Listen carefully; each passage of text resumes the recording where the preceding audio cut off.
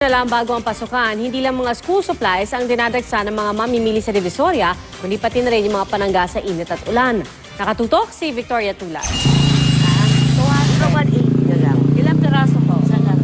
Kaliwat kanan ang tawaran sa Divisoria sa Maynila, lalo't malapit na ang pasukan.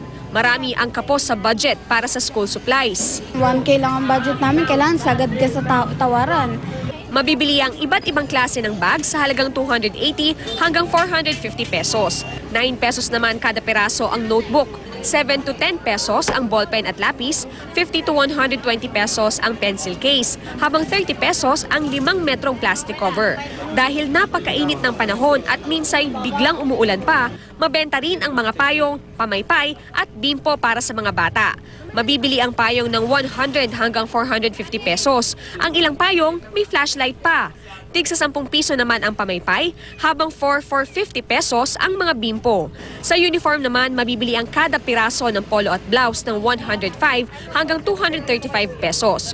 40 to 85 naman ang sando, 85 to 165 ang shorts, 150 to 240 ang pantalon, 135 to 225 ang palda, 3 450 pesos ang medyas. Ang black shoes, 180 to 250 pesos. Payo ng mga tindera. Lagyan nilang allowance para hindi na sila bili-bili. Para next year, magkasya pa.